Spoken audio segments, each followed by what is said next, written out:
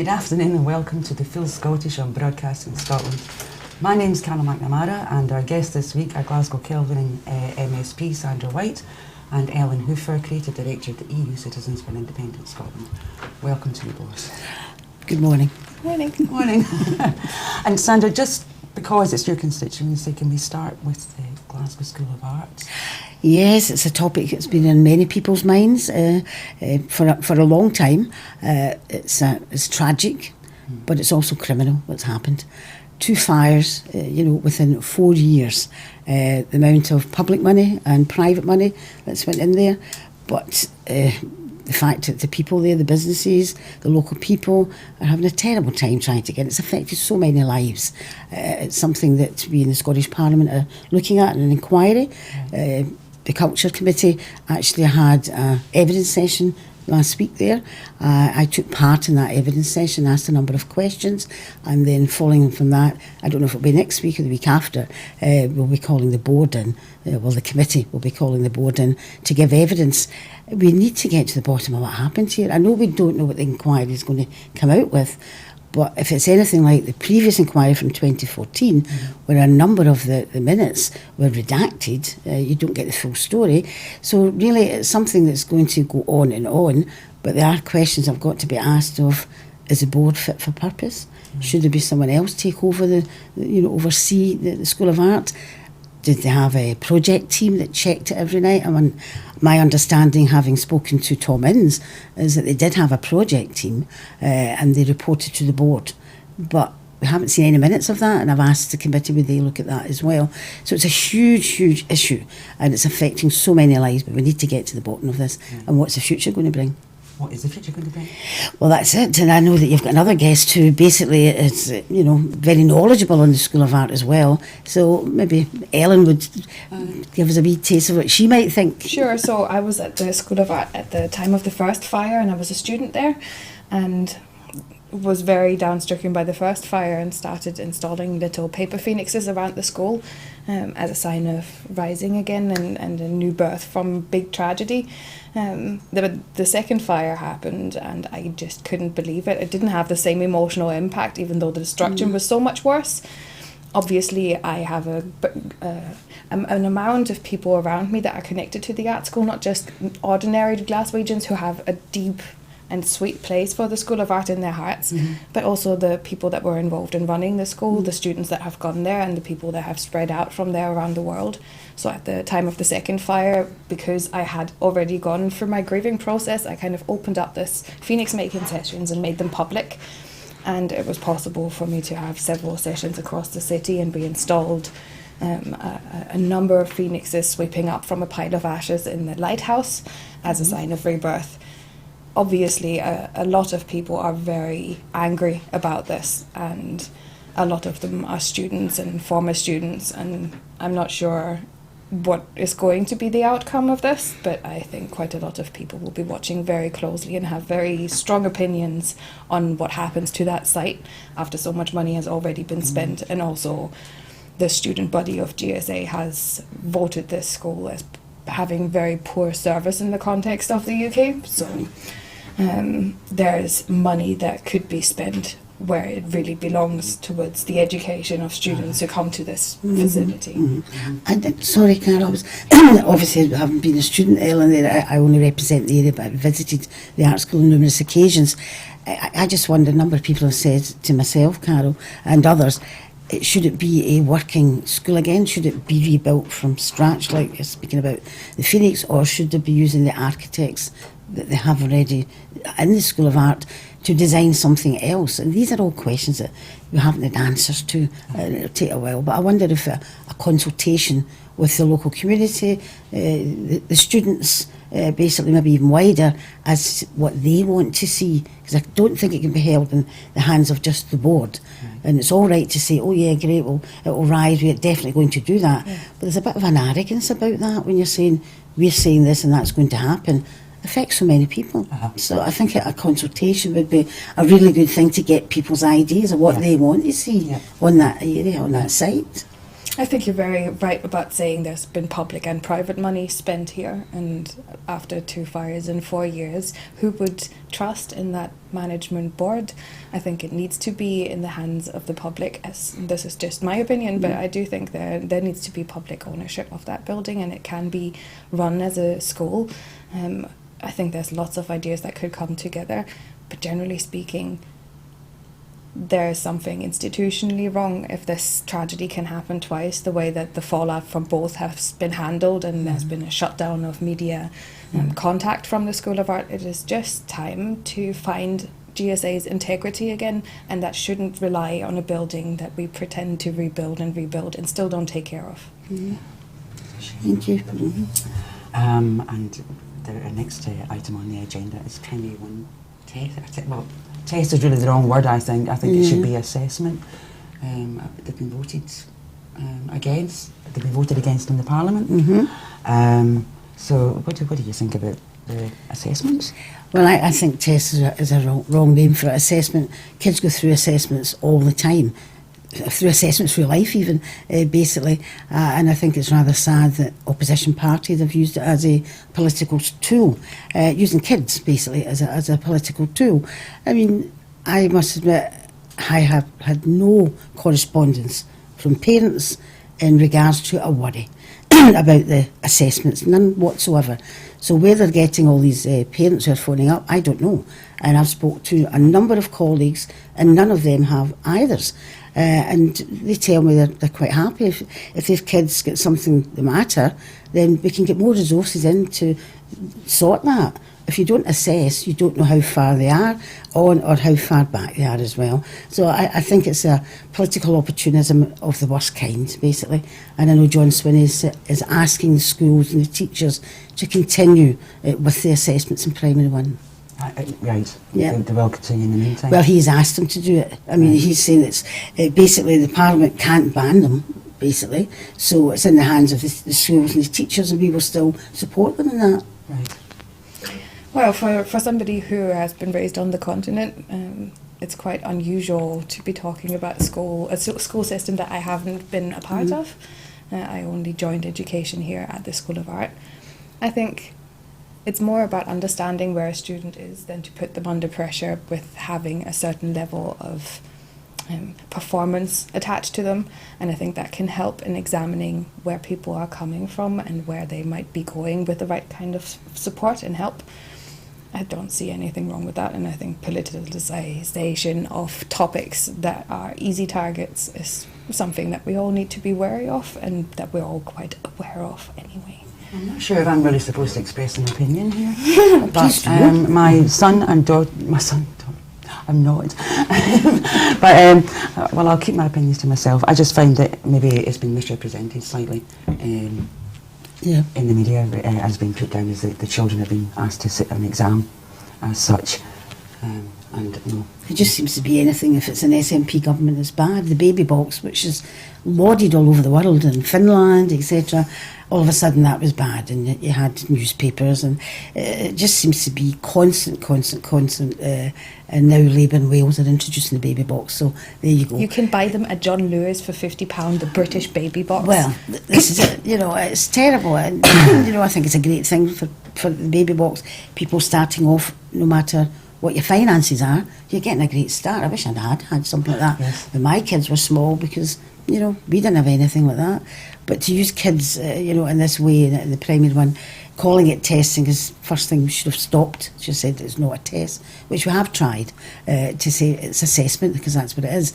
And if you can find something wrong at that particular point, that child could be saved for years and years in school. Yes. In that respect, and that's what it's about. Absolutely. I'm just watching the time as well. Sorry about that. Sorry, we're doing fine apparently. So next in the news is some positive news for us. The Scottish economy is growing faster than the rest of the UK. I think maybe the Brexit uncertainty maybe is having an impact on our jobs.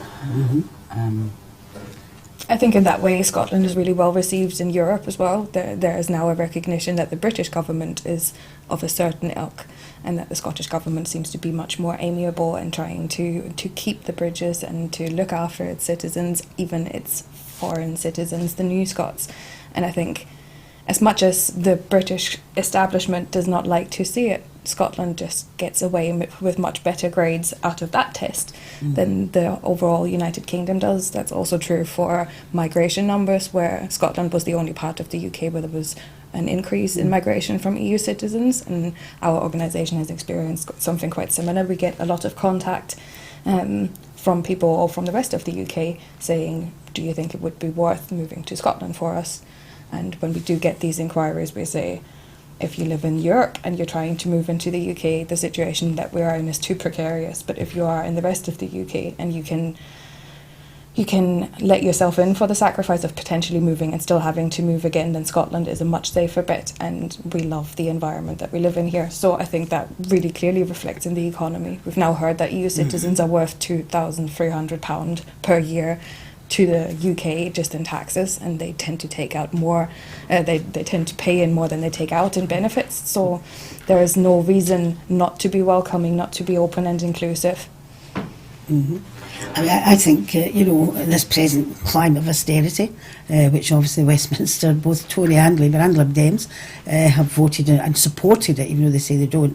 I think it's amazing that, Scotland's economy is, where it is at the moment, better than the rest of the UK. Although if you read the general media, you wouldn't know that. Absolutely. And I think that's the biggest problem we have. We're not slow at pushing it forward and letting people know the positive stories as well as the negatives, but you never hear it or see it in the British media. So it's great we've got places like this and Twitter as well, that we can put these things out.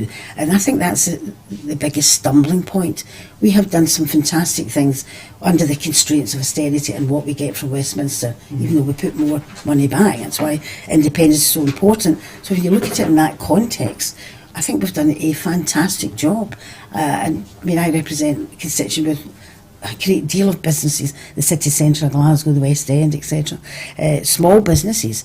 And the amount of people who have came in, opened up the small businesses, is fantastic.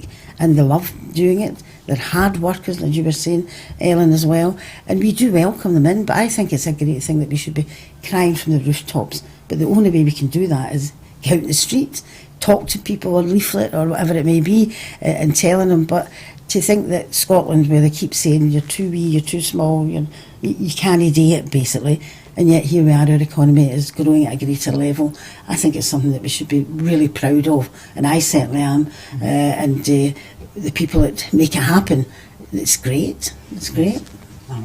Can you tell us a wee bit, Ellen, about the uncertainty that EU citizens are living with just now in Scotland? Because maybe it's been forgotten. In amongst all of the other Brexit. And it's particularly easy to forget when the British government spends 2 years basically saying, oh, don't worry about this, on EU citizen rights are protected, at the very same time making very clear that they have not the interest of migrants in mind, despite the positive data for them, not just EU citizens.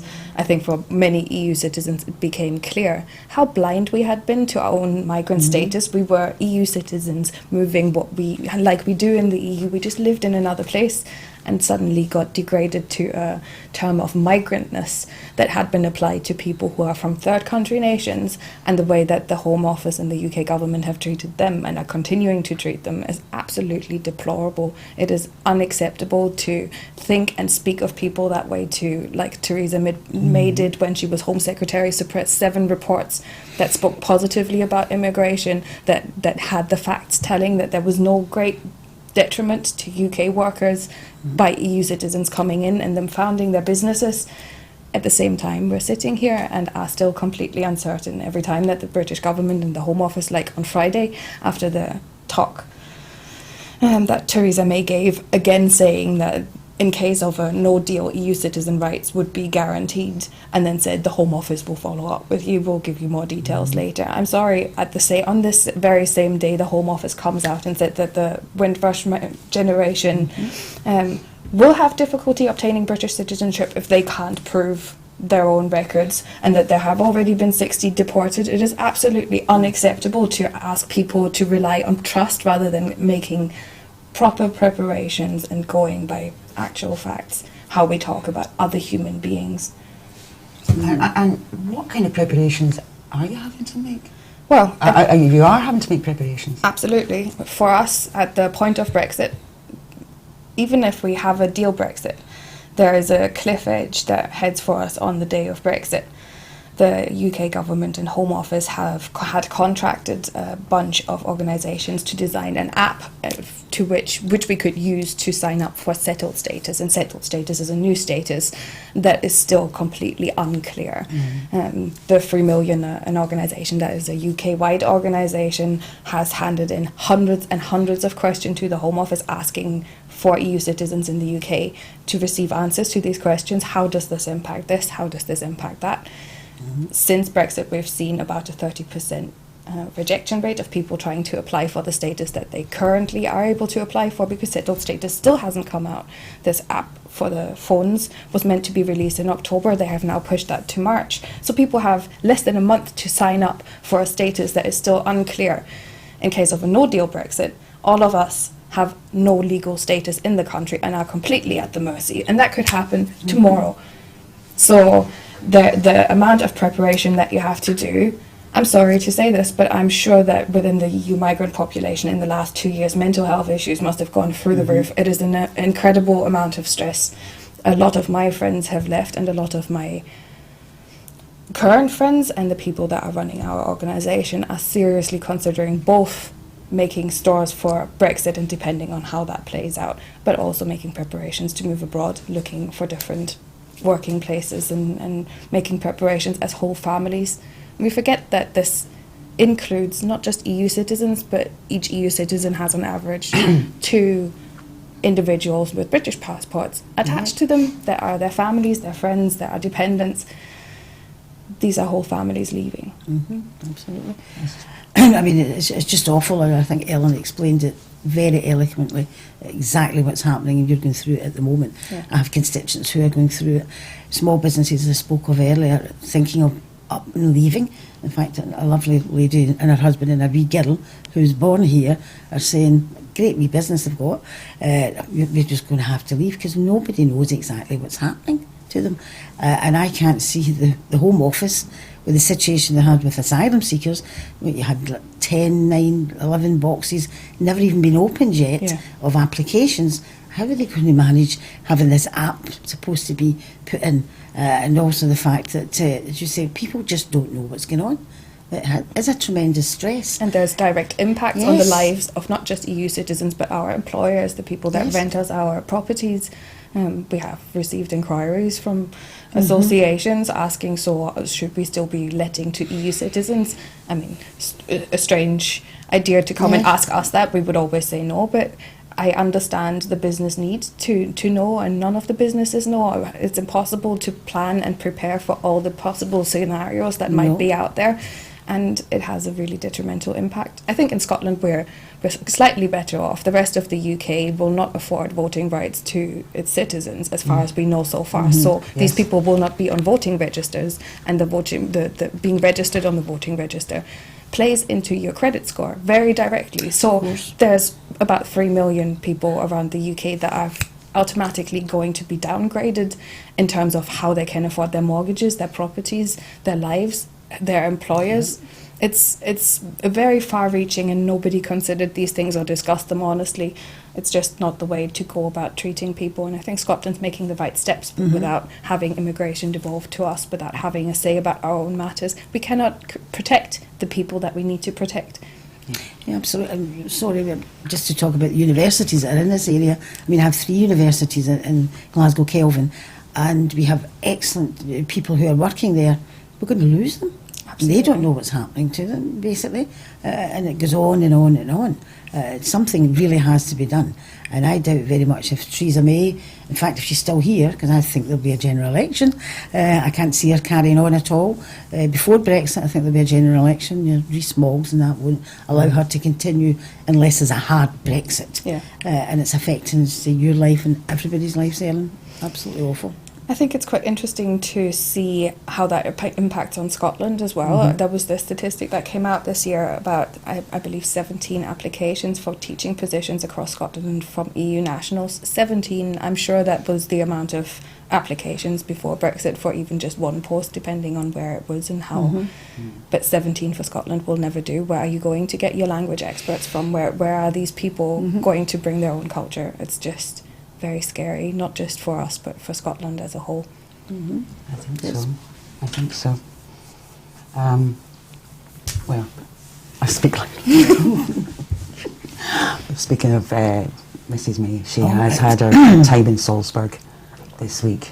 And to all accounts, she cut... It depends on which publication you read, but in the main, she cut a lonely figure. Just awful. I mean, the one that sticks in my mind when they're walking in, and well, she's the only one with red on, the rest have all got blue on as well. So she stands out very, very much so. And then she's talking to them and give them a hug, and they all walk in, and here's this lonely figure, and it just sums up what's happened to the UK. This lonely figure, and that's the UK. You will be out to the cold, and obviously with the remarks that she made in her press release. Why would you put the hand of friendship out to somebody who's actually blaming you?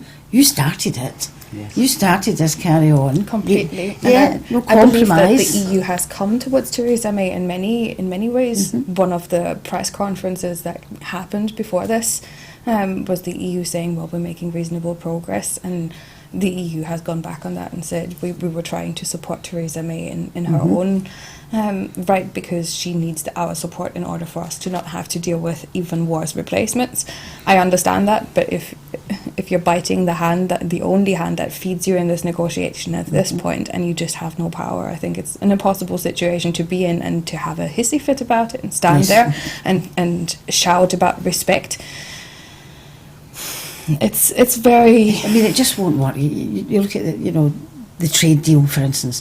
How can that possibly work? And obviously the borders in Ireland as well. Now they're saying, well, we know now the secret papers that came out basically saying, well, we can have a special deal for Ireland, but we don't include Scotland in that, which shows you the contempt they treat Scotland with as well.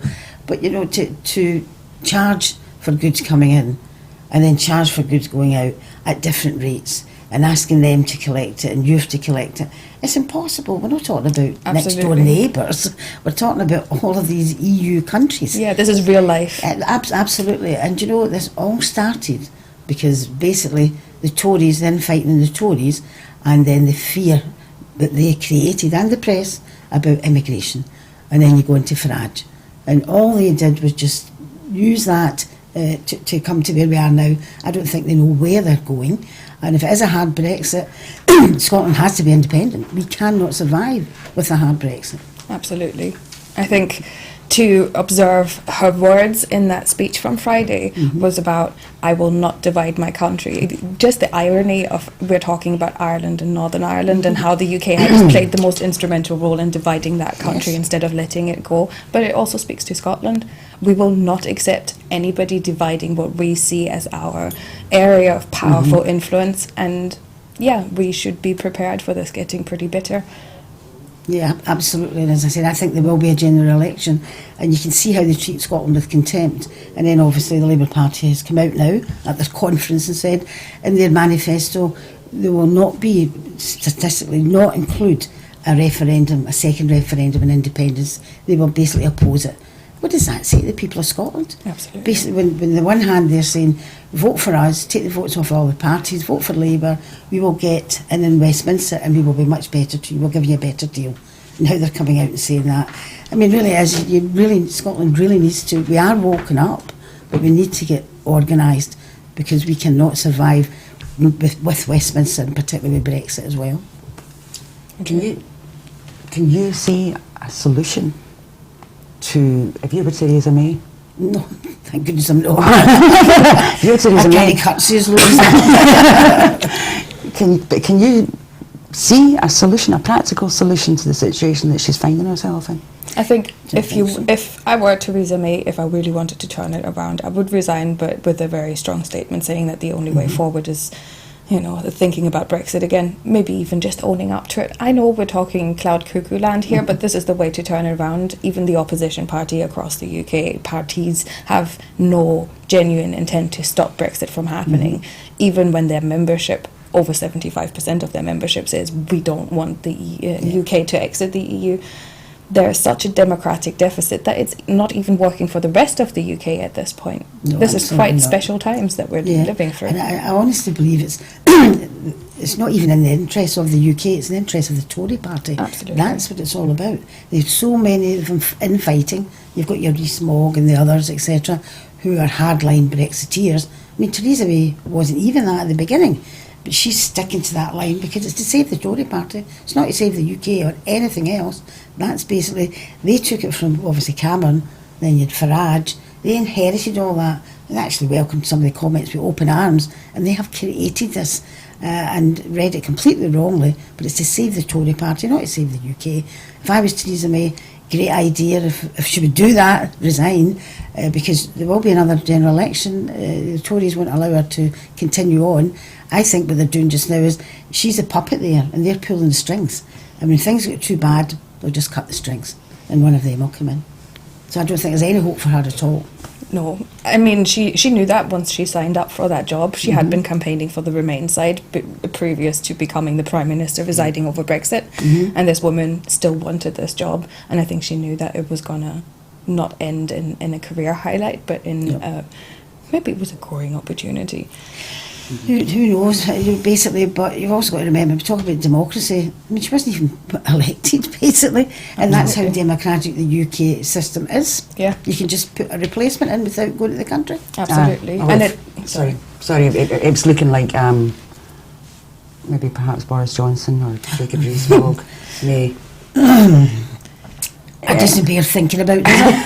Well, as far as I'm concerned, the worse the UK government gets, the more obvious it becomes that this is a circus of clowns by all means. I think it becomes more obvious that Scotland can do better. We are already doing better. Yeah, absolutely.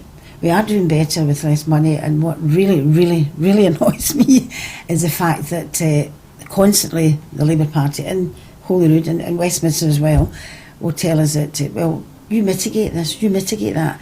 They're giving you less money, and then all the mistakes they've made, basically some horrific ones as well, we're supposed to mitigate that with even less money.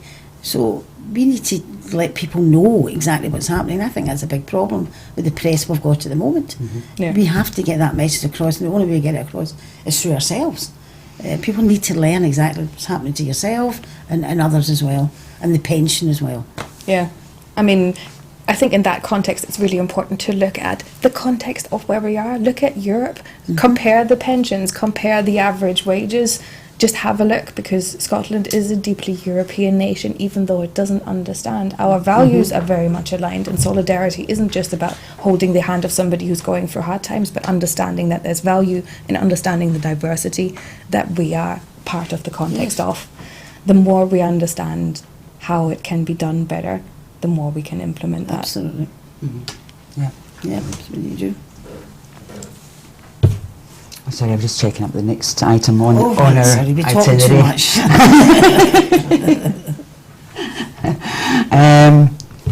Well, I think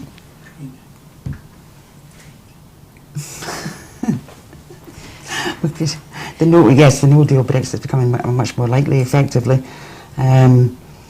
Now,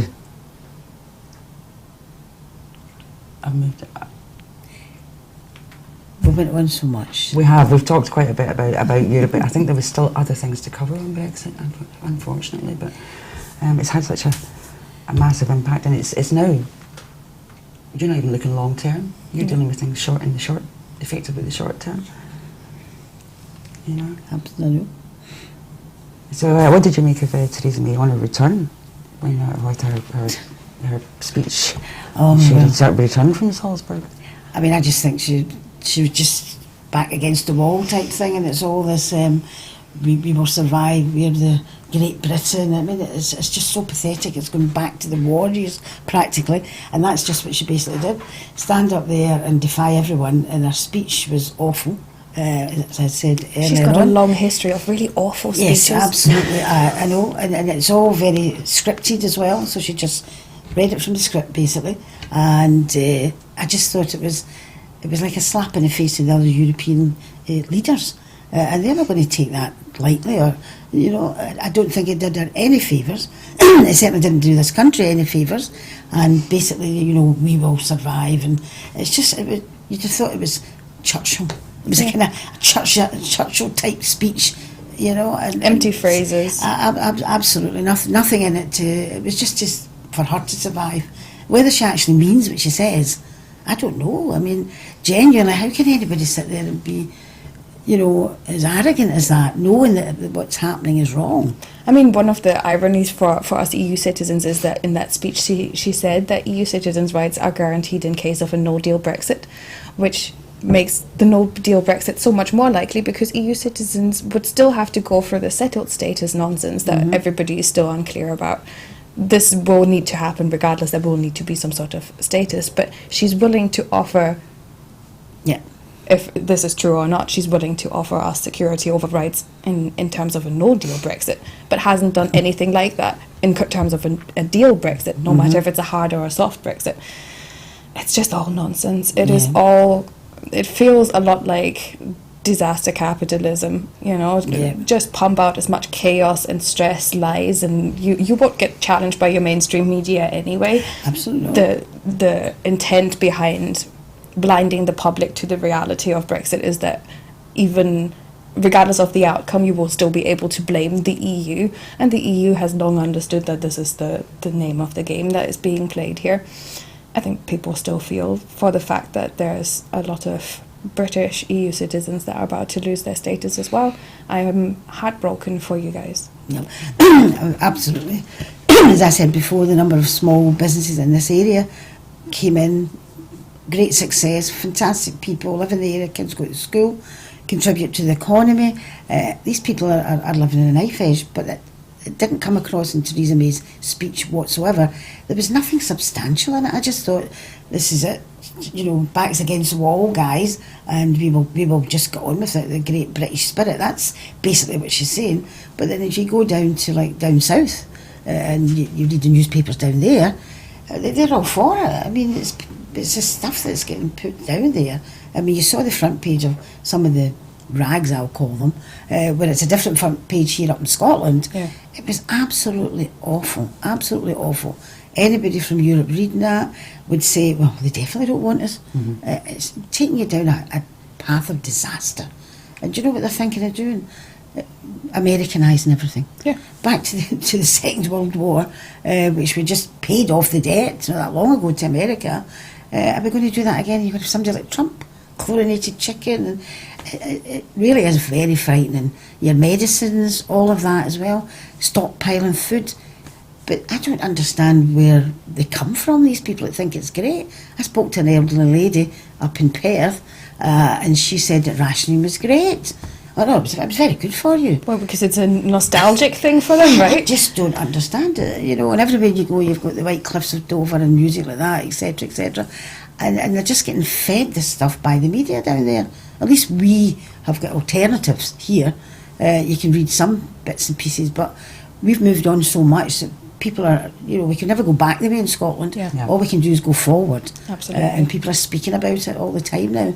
But they just seem to be, you can see the real differences between England and Scotland. Absolutely. It's poles apart, the countries. Poles apart. And it's visible. It for the first time, I feel like when I go into Europe, you can see that people now understand Scotland as a separate entity with its own ideological, political and social beliefs, and that the society is structured very differently here. Still, we all should have empathy for the rest of the UK, and we do. We don't want to leave anybody behind, but we know that we will be drowned along with them if we go with them. Absolutely. Best thing would be for the north of England to look at having, a parliament of their own, which they were talking about a number of years. I was down there at the time speaking to people in Newcastle, and obviously they didn't vote for it. You had politicians against it, but a federal system for the rest of the UK, I think, is a way forward. Scotland independent. Absolutely. I mean, sorry. Well, England specifically doesn't have its own parliament.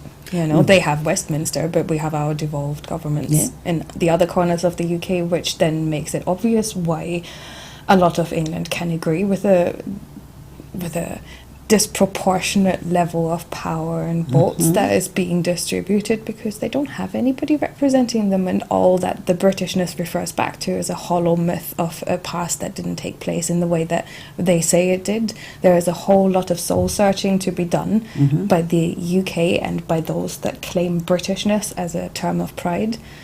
I believe if Germany was still running around the world talking about being German the way that Britishness is being portrayed, we would be talking about a very right-wing, very empty ideological and unreflected sort of mindset. Yeah, got that in a nutshell, actually. Yeah, absolutely. Yeah. I mean, do you think there was writing this week as well of EU leaders being quite upset about the British adopting an approach of trying to sow the seeds of discord? As a tactic, hoping to get the EU to sort of disunite as a 27. There seems to be a practice that they've been doing for many, many years, you know. Yes, Discord, and I think in that way the EU is very glad that the UK is out now. I mean, we have sent Nigel Farage down to, you know, this has been the representation of the UK. People like that have been shooting in between the possibility of actual progress for a long time, always with the attitude that they deserve more, that they deserve better than what they're getting out of a pretty democratic system. Well, I think it's like, you know, it's like the Second Empire. That's what they're selling the people. Great Britain, Second Empire. No, I'm sorry, you know, that's over. That's well over, and you can't live in nostalgia. But that's what they're selling people, and people are buying it. Not here in Scotland, but people are buying it, and then they've got the fear factor. They're doing exactly the same in the EU, what they did in India, what they did in Ireland, etc. Just trying to divide and conquer, basically. That's the way they live. That's been the mindset of the right-wing Tories for many years, and others as well, down south of the UK. It is. I think there's been a lot of discussion around how to inspire Scotland to understand the differences. And I think there's been a lot of discussion about whether we should do that by a negative campaign about the rest of the UK. I don't think we need to fight that campaign. All we need to keep doing is achieve positive results for Scotland in our local areas and communities, because the UK is certainly not advertising itself. No. That's very true. And you think perhaps as well, maybe one of the reasons why people south of the border have become so pro-Brexit is that the EU was maybe a convenient fall guy. Oh, absolutely. You're always picking somebody, isn't it? It was set up to be the fall guy. Absolutely. You're always picking somebody. That's what they're picking the weaker, or somebody that's a bit different. We've saw it through history. That's what's happened. Certainly the EU, I mean, the crazy thing about bananas and things like this, etc., etc. You can go anywhere in Europe, Spain or whatever. You know, you don't have to. You can get into these big mercados, you can get the fruit, which is there, it's grown there, you can buy it, etc.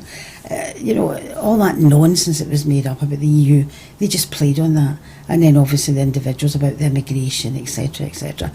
All of that as well. So they picked on a fall guy there, and look at what's happening down there, racist attacks, it's happened here as well. You know, it's made it 100 times worse. I think that's a very good point. We need to understand that policies make a direct impact on how societies go about their business, what is allowed and what isn't. We know that we're empowering a force that isn't good or positive or very Scottish in the first place at all.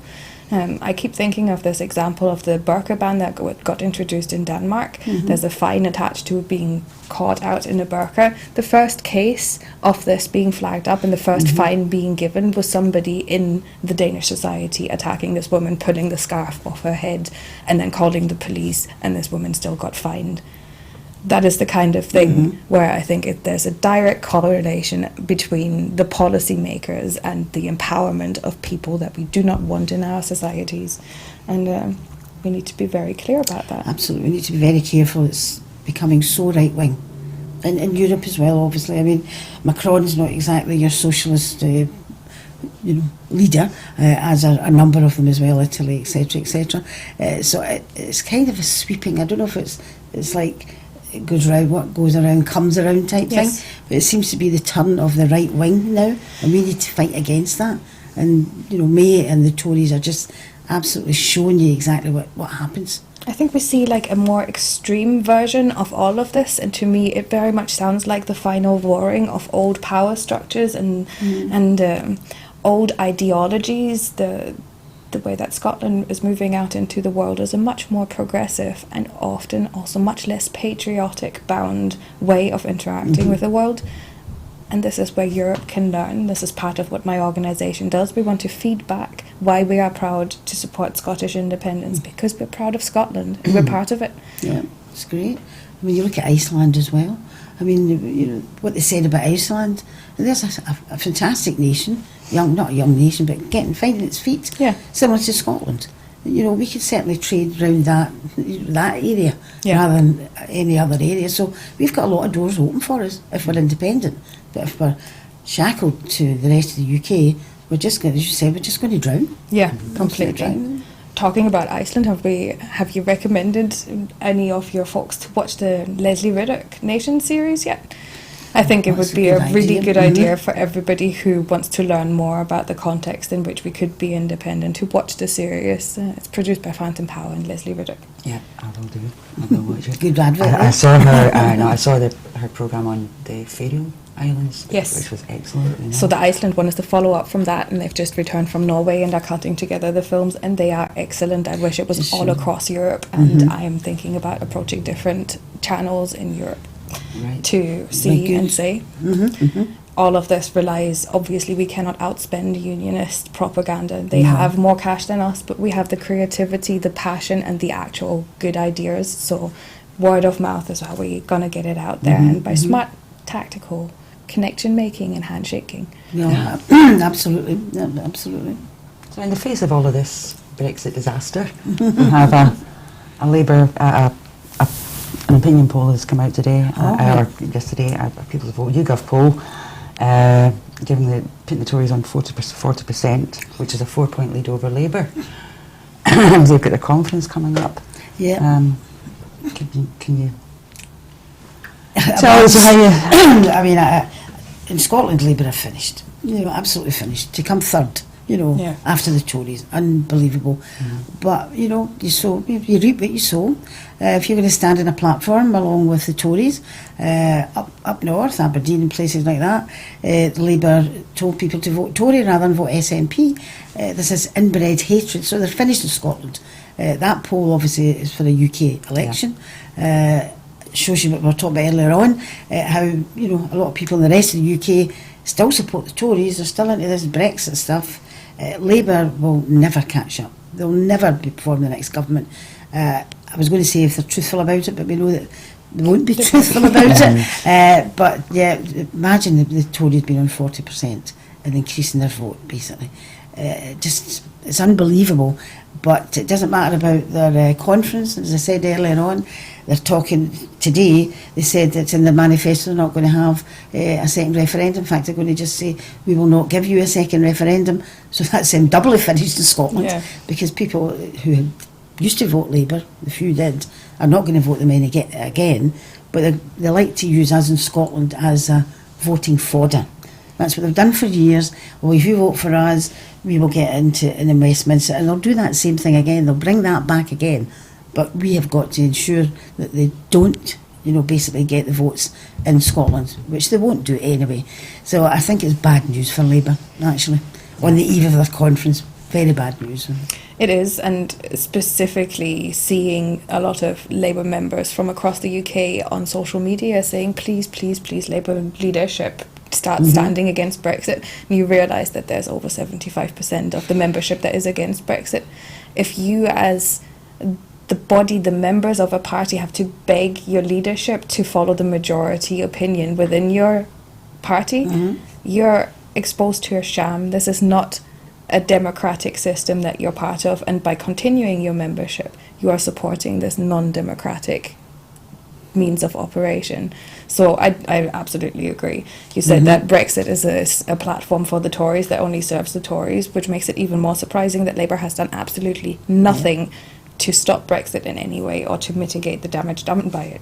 In fact, they have voted with the Tories again and again and again, or abstained when it really was not on the cards to should be abstaining. You cannot be a bystander. Bystanderism is one of the biggest issues in society, and it is what enables xenophobic thought and racist action. That is what it is. It's not the individuals that have these minority views, but people standing by and waiting, and Labour is just a bystander at this point. It's a good word for it, because what really surprised me was that once Theresa May came back from Europe, they didn't even put in, they were asked by the TV, asked for comments, would they appear on a programme? They said no. The biggest thing that's happening in the UK, they want to be the next government, and they have made no comments about what's been happening in Europe. And in the most recent one, when Theresa May came back and said, no deal is better than this, that and the other, not a cheep out of them. And that shows you, are they serious about wanting to be government? I mean, no, clearly not. That's what I think people have got to ask themselves. When the polls already say that there's more people opposed to Brexit in the UK now than ever, and you're still not taking that political opportunity to fulfill the role that you are obviously in, you are the opposition party, then there's clearly something very, very wrong with you. And do you think that the Conservatives might take advantage of this timing right now too? Oh, well, they could. The rumours about an election. Well, certainly, I know that most politicians are on election, alert, particularly Westminster. When you think they've just had an election, you would think, right, okay, you wouldn't be an election alert, but they are an election alert. There will be another election, absolutely. She may go for it, but I doubt if she would be the person who'd be put forward as the Prime Minister. I think they'll get rid of her, and somebody else will be put in her place. But the Tories could milk it at Westminster to get more votes for them. I'm not sure if they will go for a general election. It worked out just fine for Theresa May to replace somebody without having to be elected again, and the last general election didn't go that well for the Tories, though much better than we would hope. I don't think that they want to do that necessarily. It's good to have different opinions, because other people have said to me, there won't be an election, but I know that people are on election alert. I think there definitely will be. It is one of the options. It's one of the options, but you're right. I mean, they didn't do that well, but they still get in. Obviously, they deal with the DUP. But I mean, look at Stormont; it's still not sitting. Absolutely, you have still such a got these point. problems there as well. Would the DUP keep them alive again the next time round? Well, yes, probably. Yeah, that's it. So there's a lot of connotations, isn't there? Specifically seeing that EU citizen rights and the Northern Irish border issue are the things that are holding back Brexit. It is even more shocking to think that Stormont is completely non-functional and has been for absolute months. This entire region is not represented, and it's being held up by the people that are supporting the leader of Brexit. This is it. If you were able to put that on an A4 piece of paper, then people, if they read it, might start to understand just what a disaster the Tories have got us in. Yeah. Because people don't see these things all connected. They look at one thing. You look at all these together. They're all connected, and it all falls that way. So if they did call an election, a general election, and you weren't living in Scotland, you were living in the rest of the UK, and you were a Remainer, who would you vote for? Who's there for you to vote for? Who can you vote for? Oh, well, you've got the Lib Dems. Well, sometimes they come out quite well in these things, the Lib Dems, because they sit on the fence. They're all things to all men and women. So a number of them, if they couldn't vote for the Tories, they won't vote for Labour, they could go for the Lib Dems. Because usually you've got this entrenched, once you're a Tory, you won't cross the line and vote Labour. Corbyn's ratings are rubbish anyway. The Lib Dems might be, I don't say they would make a government, but they may be the winners out of this if there is a general election. I couldn't vote, no matter where I live in the UK, because as an EU national you don't have the right to take part in general elections, as we didn't have the right to take part in Brexit referendum. If I was to vote, I would vote Green. You would vote Green? I think it's about time that people realise that the Greens are there as an alternative, and as much as you might disagree with them on specific issues, they have been the most UK-wide party with a moral backbone that you can see on the horizon. So it's time that people start putting their money and their votes where their mouths are. If you want to see a difference, then go for people who are acting differently, who are set up as an institution differently. I think it's quite encouraging that the SNP has had such a Yes. rise in membership, and we can't forget that this is from the rest of the UK as well. People, despite the mainstream media blackout on positive news on Scotland, are now able to see that Scotland is performing fantastically, and not least thanks to the SNP. So there's a lot of people out there who would love for the SNP to run UK-wide, which of gosh, course no, doesn't work. It doesn't work that way, but it shows that the types of politics that are being perpetuated by the Scottish Government and their friends are something that is attractive in the whole of the UK. There is just nothing like it coming from Labour. I mean, if there is another general election, obviously here in Scotland, I'd vote SNP. Basically, we were talking about just down south before. But, it could be that we have a huge tsunami of votes again for the SNP, where we return every single MP from Scotland that's returned as an SNP person. And that's another connotation that opens up Absolutely. For more questions as well. Because people certainly will vote SNP in Scotland. So what if everybody voted SNP and we returned more than the 56 we did previous to that snap election? That would make it would be interesting to see that. Yeah. Constitutional question. We certainly live in interesting times. We do. Yes, I know. And local news, back to a wee bit of local news. We had the CND demonstration at Helensburgh yesterday. Yeah. Did either of you manage to get along? I didn't get along, but I know Bill Kidd was there, Linda Fabiani was there. I normally do manage to go. It's a great thing, great tradition. Once again, the media tends not to cover it the same as it does before, but certainly saw some stuff from my friends that were there. An 86-year-old lady was there as well, somebody's mother, basically too. But there was a good few hundred of them there, and it has to keep going to get rid of Trident. I didn't make it either, but I went to an event that is about linking up the grassroots for the National Yes Registry yesterday, and there's going to be some really interesting news coming out of that. What I heard about this was that the McNamara has endorsed and has spoken at this, and for that to happen, I think it shows a cultural connection to political correctness. Which is really nice and encouraging, and also starts to connect creativity with real life impacts of politics. Yep. Aye, I think the people who've been looking after CND have been doing it for a long number of, Scottish CND have been doing it for a long number of years. Some great folk, Brian Quayle, and we lost a really good guy as well, just earlier this year, who passed away. They'll be there, and you've got also the Nuke Watch, which is great. The ones who live down Helensburgh and Barton Way, who watch the convoys and film them, and then they put them up. 6-7 lorries of nuclear weapons going along the M8, just along the road there, basically, and they will alert people to the fact this is there, and they try and stop the convoys. So there's lots of going on down there, going on for years. The peace camp as well, basically, but it doesn't get the coverage it should get, I think. No, it doesn't. I don't think it will. I think one of the ways in which that is being changed is, again, through art and creativity. We can see, for example, Stuart Bremner has made some absolutely stunning illustrations to do with bombs. Yeah, that's right. And there continues to be an amazing opportunity to use creativity and artistic expression to get people into this cause. People don't read that much, and there's a lot more political action indeed done, but also in creative new ways. And I think we'll get there. People understand that this is not a good thing for Scotland. No, absolutely. And I think when you talk about creativity, that's what really came out during the referendum. It was wonderful stuff that was there, and it will happen again. Yeah, and even bigger and more beautiful. Good. Okay, I think we're just about through. So, thanks very much for both of you. No, thank you, Carol. It's been Thank you great. very much. That's it for this week. And thanks to Sandra and Ellen for both coming in, and thank you for watching. For more information about Broadcasting Scotland and all our programmes, visit our website at www.broadcastingscotland.scot. And while you're there, you can also subscribe for £5 a month, which will allow us to keep making our programmes.